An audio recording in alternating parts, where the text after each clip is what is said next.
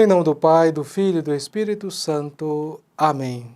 Nós agradecemos, Deus Todo-Poderoso, pelos benefícios que nos concedido, vós que viveis e reinais pelos séculos dos séculos. Amém.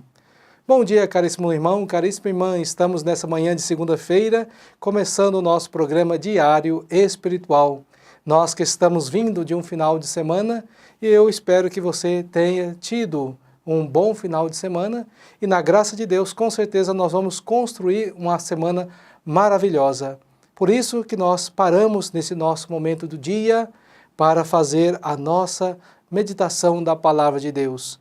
E essa Palavra de Deus que renova a cada um de nós, inflama o nosso coração, o nosso desejo de estar sempre em sintonia com o projeto do nosso Deus, que é amor, que é misericórdia. Nós que estamos também vivendo esse tempo de Quaresma, já estamos na 4ª semana da Quaresma e nos aproximando a cada dia da celebração da paixão, morte e ressurreição de nosso Senhor Jesus Cristo. Hoje no Evangelho nós teremos a história de um funcionário do rei que procura Jesus para curar o seu filho que estava doente. Mas antes de nós conhecermos essa história do Evangelho de hoje, vamos conhecer a vida de mais um santo que viveu a radicalidade do Evangelho na sua vida.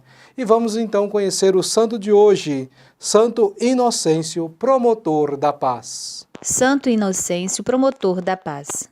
O santo recordado hoje foi Papa da nossa Igreja nos anos de 401 a 417.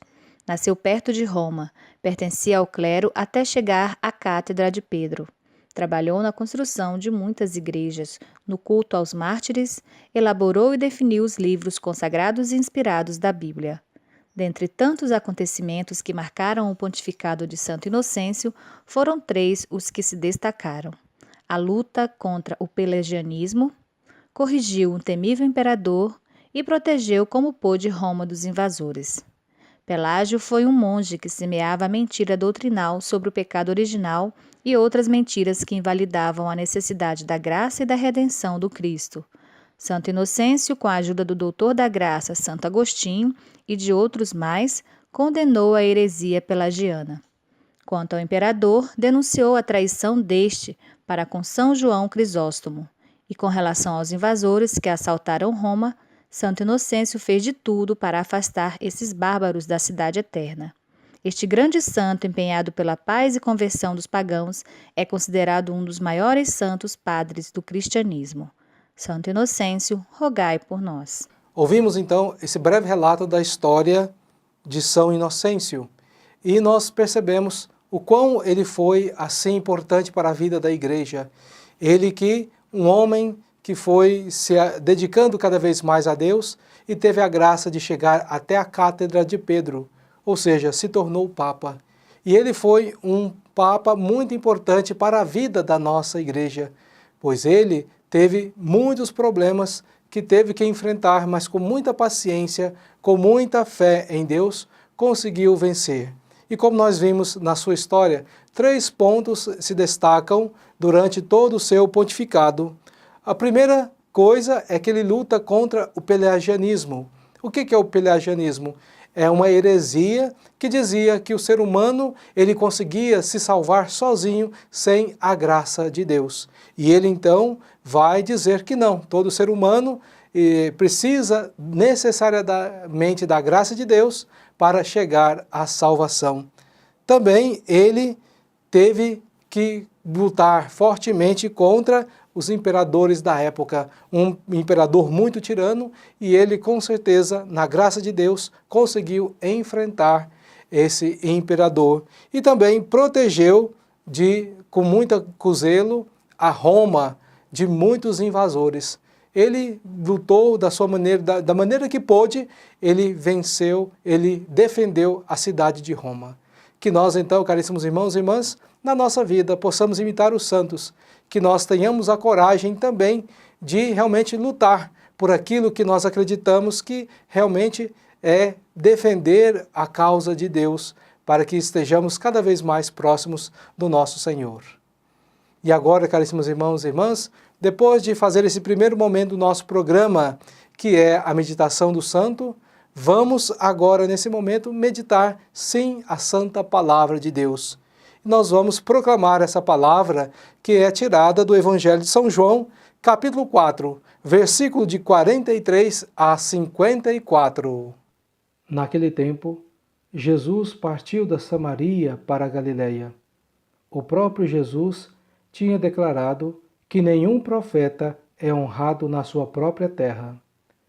Quando então chegou à Galiléia, os galileus receberam-no bem, porque tinham visto tudo o que Jesus havia feito em Jerusalém durante a festa, pois eles também tinham ido à festa. Assim, Jesus voltou para Caná da Galiléia, onde havia transformado a água em vinho. Havia em Cafarnaum um funcionário do rei que tinha um filho doente. Ouviu dizer que Jesus tinha vindo da Judeia para a Galiléia. Ele saiu ao encontro e pediu-lhe que fosse a Cafarnaum curar seu filho que estava morrendo. Jesus disse-lhe: Se não virdes sinais e prodígios, não acreditais. O funcionário do rei disse: Senhor, desce antes que meu filho morra.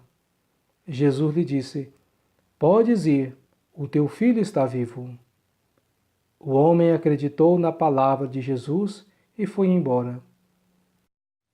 Enquanto descia para Cafarnaum, seus empregados foram ao seu encontro dizendo que seu filho estava vivo. O funcionário perguntou a que horas o menino tinha melhorado. Eles responderam: A febre desapareceu ontem pela 1 da tarde. O pai verificou que tinha sido exatamente na mesma hora em que Jesus lhe havia dito: Teu filho está vivo. Então ele abraçou a fé juntamente com toda a sua família. Esse foi o segundo sinal de Jesus. Realizou-o quando voltou da Judeia para a Galiléia. Palavra da salvação, glória a vós, Senhor. Acabamos de ouvir a proclamação da palavra de Deus e agora nós somos chamados a meditar essa palavra que ouvimos. E eu vos pergunto, qual é a passagem do Evangelho que você conseguiu gravar aí no seu coração, que o Espírito Santo deixou gravada para que você pudesse rezar durante todo o dia de hoje? Eu quero repetir alguns versículos aqui para que possamos também nós continuar rezando essa palavra de Deus, para que nós possamos aprofundar. Porque muitas das vezes nós lemos a palavra de Deus, já fechamos o livro e colocamos de lado e vamos embora para as nossas atividades.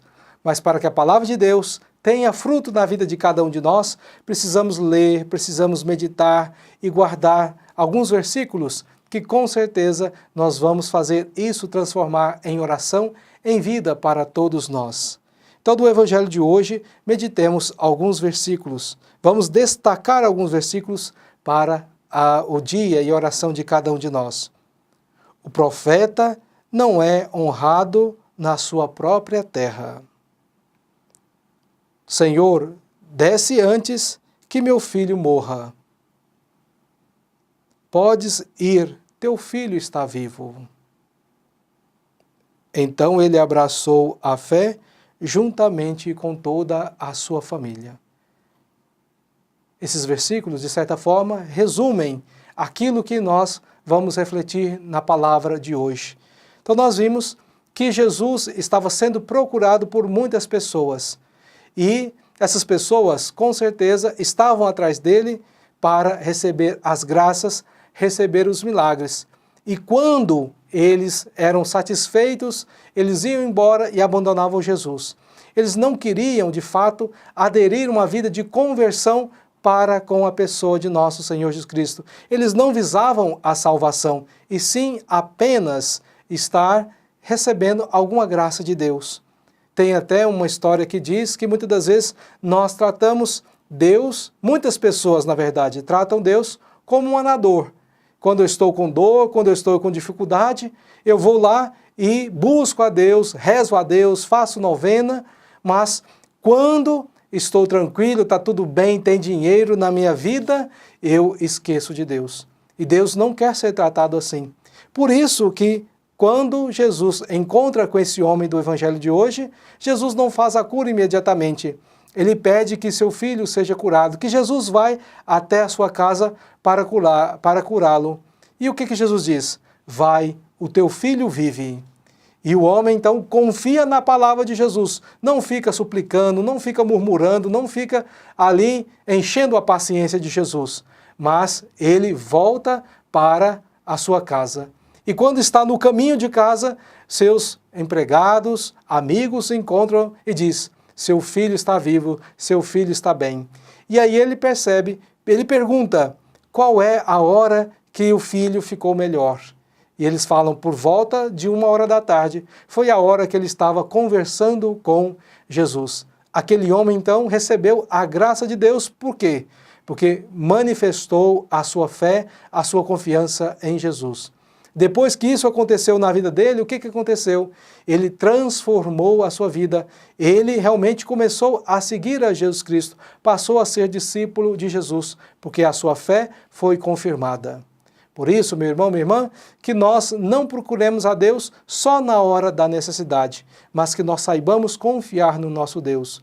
Que a gente não procure as pessoas só na hora que eu estou precisando, na hora que eu estou necessitando. E quando eu resolvo aquilo, quando eu estou bem, eu deixo essa pessoa de lado.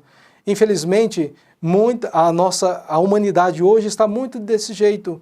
Está utilizando as pessoas, os irmãos, até Deus, como objeto. Enquanto essa pessoa me serve, enquanto eu estou me sentindo bem ao lado dessa pessoa, enquanto eu estou usufruindo, com certeza isso vai bem. Mas depois larga a pessoa de lado quando não dá certo mais. Que nós possamos então manifestar a nossa proximidade, a nossa amizade com os nossos irmãos e irmãs e principalmente com Deus, em todos os momentos da nossa vida, seja nos momentos bons e também nos momentos difíceis, que a graça de Deus vai manifestar na vida de cada um de nós. Louvado seja nosso Senhor Jesus Cristo, para sempre seja louvado. E agora, caríssimo irmão, caríssima irmã, vamos, com muita fé e devoção, fazer a nossa oração de consagração a Santa Rita, a padroeira das causas impossíveis. Oremos. Ó poderosa Santa Rita, a quem Deus constituiu auxiliadora dos cristãos, nós vos escolhemos como senhora e protetora desta cidade, desta família, desta região. Dignai-vos mostrar aqui o vosso poderoso auxílio. Preservai esta casa, cidade, região, de todo o perigo, do incêndio, da inundação, dos raios, da tempestade, dos ladrões, dos malfeitores, da guerra e de todas as outras calamidades que conheceis. Abençoai e protegei, defendei e guardai como coisa vossa as pessoas que vivem nesta casa, cidade ou região. Sobretudo, concedei-lhes a graça mais importante, a amizade com Deus, evitando o pecado. Dai-lhes a fé que tivesses na palavra de Deus e o amor com que nutristes para com o vosso Salvador Jesus Cristo e para com todos aqueles que pelos quais ele morreu na cruz. Gloriosa Santa Rita, rogai por todos que moram nesta casa, cidade, região, que vos foi consagrada. Amém. Avisos da comunidade. Amanhã, terça-feira, terço com as mulheres, às 18h50 na Matriz. Às 19h30, Santa Missa, e logo após, terço com os homens. Meu irmão, minha irmã, como a gente já sabe, já conhece através da palavra de Deus, Jesus é a fonte que sacia a nossa sede. Chegou um momento no nosso programa de abençoarmos a água para que possamos, assim, de fato, viver a graça de Deus na nossa vida. Que você confie, que você veja essa bênção que vai chegar, então, à sua casa, através dessa bênção, abençoando essa água que você preparou aí na sua casa. Senhor Deus Todo-Poderoso, fonte e origem de toda a vida, abençoai esta água que vamos usar confiantes para implorar o perdão de nossos pecados e para alcançar a proteção da vossa graça contra toda a doença e cilada do inimigo. Concedei, ó Deus, que por vossa misericórdia jorrem sempre para nós as águas da salvação, para que possamos nos aproximar de vós com o coração puro e evitar todo o perigo do corpo e da alma, por Cristo nosso Senhor. Amém. Irmãos e irmãs, estamos chegando ao final do nosso programa Diário Espiritual. Que você possa ter um bom final de segunda-feira e também que, com certeza, que o seu propósito de viver essa semana seja de estar cada vez mais na presença de Deus. O Senhor esteja convosco, Ele está no meio de nós. Abençoe-vos o Deus Todo-Poderoso, Pai, Filho e Espírito Santo. Amém. Fique na paz de Cristo, tenha uma boa tarde e até amanhã com mais um programa Diário Espiritual.